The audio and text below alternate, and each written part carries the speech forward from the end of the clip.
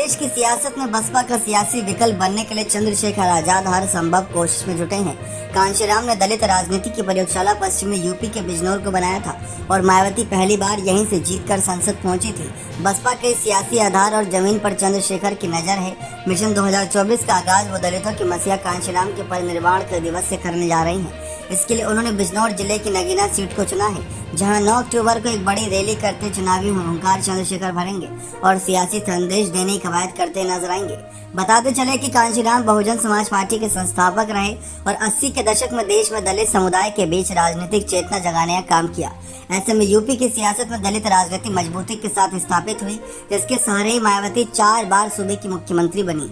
मायावती ने सत्ता में आने के बाद बहुजन के बाद सर्वजन नीति पर कदम बढ़ाते ही बसपा का सियासी ग्राफ गिरना शुरू हुआ तो दोबारा से उभर नहीं पाया। बसपा का वोट बैंक खिसक कर यूपी में 13% करीब पहुंच चुका है। मायावती भी उत्तर सियासी तौर पर कहीं न कहीं उधर सियासी तौर पर बहुत ज्यादा जमीन स्तर पर सक्रिय नजर नहीं आ रही। 2022 के चुनाव के बाद उन्होंने कोई भी रैली नहीं की। इतना ही नहीं, बसपा प्रमुख ने प्रदेश के किसी भी जिले का दौरा भी नहीं करा। साथ ही साथ जिसके पार्टी का कोर वोट बैंक दलित समुदाय का कशमकश की स्थिति में है। यही वजह है कि भीम आर्मी के नेता चंद्रशेखर आजाद अब कांशीराम की सियासी विरासत के सहारे दलितों के दिल में जगह बनाने और बसपा की सियासी जमीन को हथियाने का प्लान बनाया गया है। आजाद समाज पार्टी के अध्यक्ष चंद्रशेखर आजाद ने TV9 से बात करते हुए कहा कि उत्तर प्रदेश में 3 बड़ी रैली करने की रूपरेखा बनाई गई है।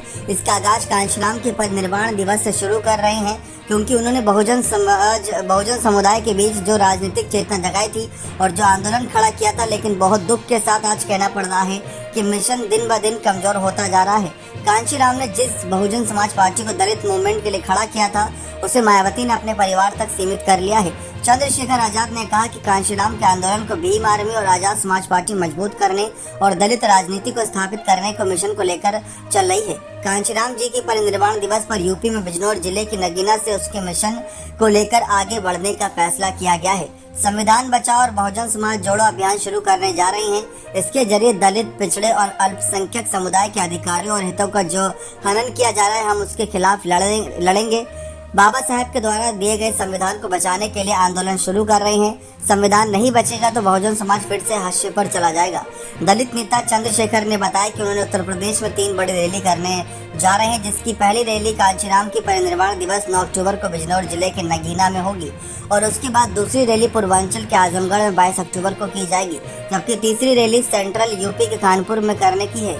उन्होंने दावा किया कि तीनों ही रैली में बड़ी संख्या में लोग जुटेंगे, क्योंकि आज दलित, अति पिछड़े वर्ग के लोग बहुत परेशान हैं। उनके अधिकारों को छीना जा रहा है और लगातार उत्पीड़न किया जा रहा है। चंद्रशेखर आजाद लगातार इसी मुहिम में जुटे हैं कि लोकसभा चुनाव से पहले ज्यादा से ज्यादा अपने समर्थन में जन विश्वास जुटाया जाए। तो चंद्रशेखर आजाद ने कांशीराम के परिनिर्वाण दिवस पर रैली 2024 के चुनावी अभियान का आगाज करने के पीछे उनके सियासी मकसद भी छुपा हुआ है। कांशीराम का परिनिर्वाण दिवस पर उनकी जयंती पर बसपा का बड़ा कार्यक्रम करती है। बसपा प्रमुख मायावती कांशीराम सत्ता में रहते हुए बड़ी रैली किया करती थी, लेकिन अब लखनऊ में कांशीराम पास जाकर उनकी मूर्ति पर फूल चढ़ाकर श्रद्धांजलि देने तक सीमित रह गया है।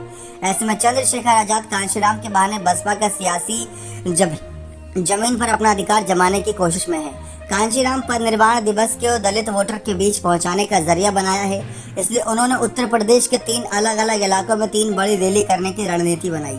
आजाद 2024 के लोकसभा चुनाव 2024 से पहले बिजनौर जिले की नगीना संसदीय सीट से चुनाव लड़ने की तैयारी में है। बिजनौर एक समय बसपा का सियासी प्रयोगशाला रही और मायावती पहली बार यहीं से जीतकर संसद पहुंची। यहाँ पर दलित और मुस्लिम वोटर काफी निर्णायक भूमिका में हैं। ऐसे में चंद्रशेखर अब इस सीट से चुनावी रण में उतरने की पूरी तैयारी कर रखी है। उन्होंने कहा है कि नगीना से पार्टी चुनाव लड़ने की तैयारी में है और हमारे 7 से 8 जिला पंचायत सदस्य भी हैं।